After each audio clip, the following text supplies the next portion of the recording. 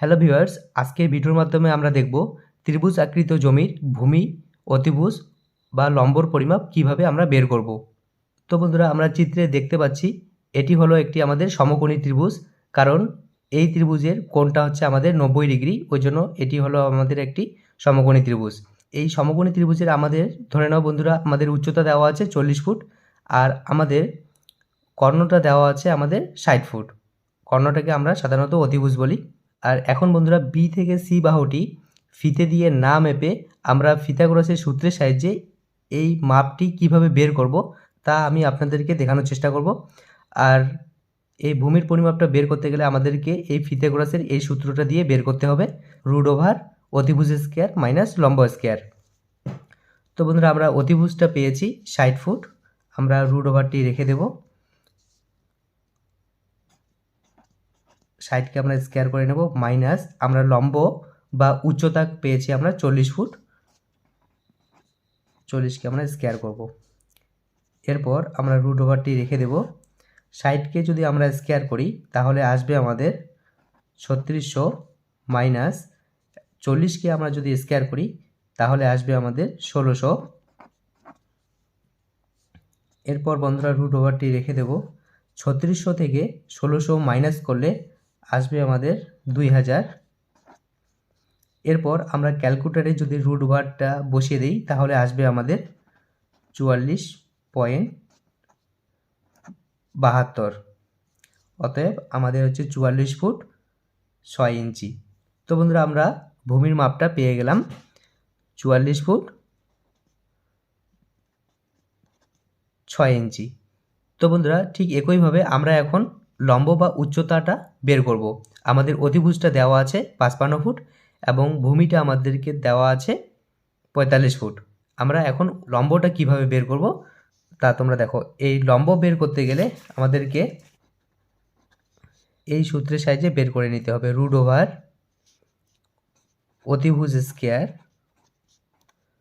Minus ভূমি square. তো বন্ধুরা, আমরা √ রেখে দেব।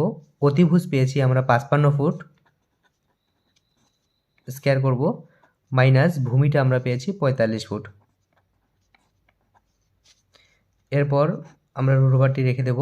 55কে আমরা স্কয়ার করলে আসবে আমাদের 3025, মাইনাস 45কে আমরা যদি স্কয়ার করি তাহলে আসবে আমাদের 2025। এরপর √ রেখে দেব। 3025 থেকে 2025 মাইনাস করলে আসবে আমাদের 1000। ক্যালকুলেটরে আমরা যদি √ দিই তাহলে আসবে আমাদের 31.62। অতএব হচ্ছে 31 ফুট 5 ইঞ্চি ধরে নিতে পারি। তো বন্ধুরা, আমরা লম্বটা পেয়ে গেলাম 31.62 ফুট।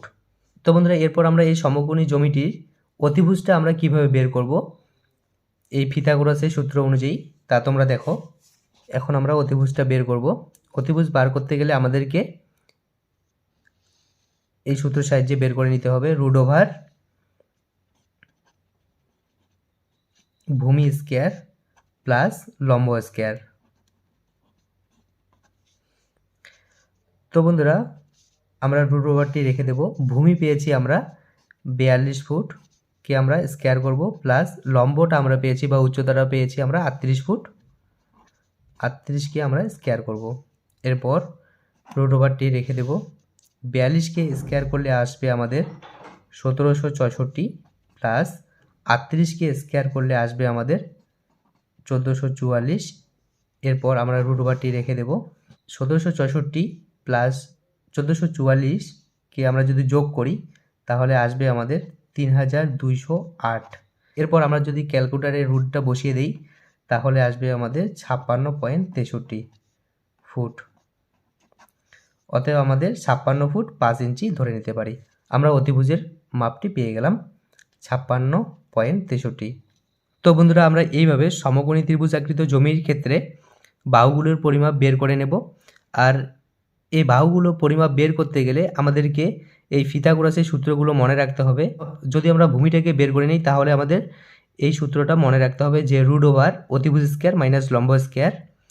আর আমরা যদি লম্বটাকে বের করতে চাই তাহলে √ অতিভুজ স্কয়ার মাইনাস ভূমি স্কয়ার দিয়ে বের করে নেব। আর আমরা যদি অতিভুজটা বের করে নিই তাহলে আমাদেরকে রুট ওভার ভূমি স্কয়ার প্লাস লম্ব স্কয়ার দিয়ে বের করে নিতে হবে। তো আশা করি বন্ধুরা ভিডিওটি আপনাদের উপকারে আসবে। আর ভিডিওটি ভালো লেগে থাকলে অবশ্যই একটা লাইক করবেন।